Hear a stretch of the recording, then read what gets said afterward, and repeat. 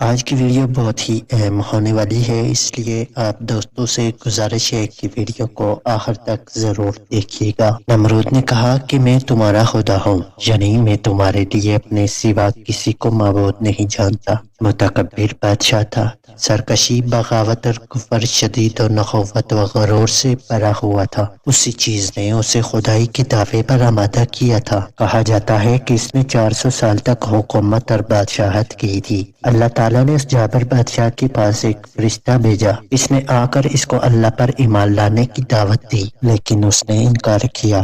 دوبارہ دعوت دی، پھر اس نے انکار کیا۔ 6 بار دعوت دی، پھر انکار کیا۔ پھر فرشتے نے کہا تم بھی اپنا لشکر جمع کر، میں بھی کرتا ہوں۔ چنانچہ نمرود نے طلوع آفتاب کے وقت اپنا تمام لشکر جمع کیا۔ ادھر اللہ تعالیٰ نے ان پر مچھروں کا دروازہ کھول دیا۔ اس کثرت سے مچھر آئے کہ لوگوں کو سورج نظر بھی نہ آتا تھا۔ اللہ تعالیٰ نے ان کو ان پر مسلط کر دیا۔ ان مچھروں نے نہ صرف ان کے خون بلکہ ان کی گوشت پوشت تک کو کھا لیا اور ان کی ہڈیوں کا ڈھانچہ بنا کر جنگل میں پھینک دیا۔ انہی مچھروں میں سے ایک مچھر نمرود بادشاہ کے نتنوں میں گھس گیا اور آخر دم تک اس کے نتنے میں رہا۔ اللہ تعالیٰ نے اس کو اس مچھر کے ذریعے ایسا سخت عذاب دیا کہ اس کا سر ہتھوڑوں سے کچلا جاتا تھا، حتیٰ کہ اللہ نے اس مچھر کے ذریعے اس کو ہلاک کر دیا۔ دراصل فرعون کسی شخص کا ذاتی نام نہیں تھا بلکہ قدیم شاہان مصر کا لقب تھا۔ جیسے ہمارے زمانے میں بھی کل تک جرمنی کے بادشاہ کو قیصر،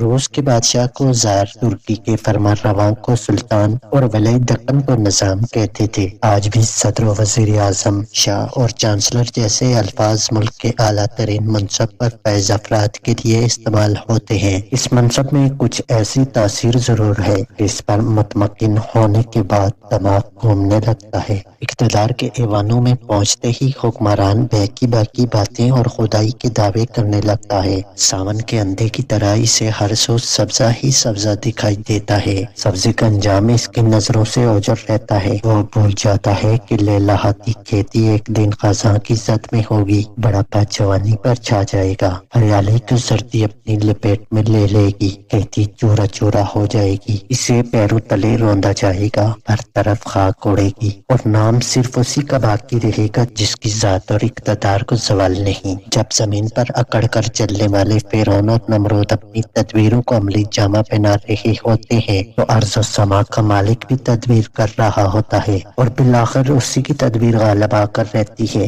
باقی سب تدبیریں لکڑی کا چالا ثابت ہوتی ہیں۔ پھر ایسا بھی ہوتا ہے کہ فرعون کے گھر میں موسیٰ پیدا ہو جاتا ہے۔ وہ خود اس کی پرورش کرتا ہے اور اس کی جوانی دیکھ دیکھ کر خوش ہوتا ہے، اور نہیں جانتا کہ یہ جوانی اس پر آسمانی بجلی بن کر گرنے والی ہے۔ یہ معجزہ کل بھی رونما ہوا تھا اور آج بھی رونما ہو سکتا ہے۔ اس کی رونمائی میں انسانی عقل کے اعتبار سے تاخیر ہو سکتی ہے، مگر کائنات کا نظام چلانے والے کے ہاں یہ تاخیر نہیں ہوتی۔ اس کے ہاں سمندر کے پھیلنے، اس پر سورج کی شعاعیں پڑنے اور بہارات اٹھنے، بادل بننے، ہواؤں کے چلنے، قطرے بننے اور زمین پر برسنے کا ایک انتظام ہے۔ یقیناً وہ اس نظام کا محتاج نہیں، وہ وہی کرتا ہے جو اللہ کی حکمت اور معیشت کا تقاضا ہوتا ہے۔ مصر کے ستم زدوں کو بھی برس خواب برس فرعون کی ہلاکت کا انتظار کرنا پڑا۔ جب خدائی کا وہ دعوے دار دریا کی پبری ہوئی موجوں میں غرق ہو گیا تو آسمان سے اعلان کیا، اے فرعون، سو آج ہم تیرے بے جان جسم کو بچا لیں گے تاکہ تو اپنے بعد والوں کے لیے عبرت کا نشان ہو سکے۔ فرعون کی میت آج بھی قاہرہ کے عجائب گھر میں موجود ہے، اور بصارت اور بصیرت رکھنے والے انہیں دیکھ کر عبرت حاصل کرتے ہیں۔ تو امید ہے دوستو آج کی یہ ویڈیو آپ کو پسند آئی ہوگی۔ اگر ابھی تک آپ نے ہمارا چینل سبسکرائب نہیں کیا تو ابھی سبسکرائب کر دیں۔ ملتے ہیں بہت جلد ایک ایسی ہی نئی ویڈیو کے ساتھ، تب تک کے لیے اپنا بہت سا خیال رکھیے گا۔ اللہ نگہبان۔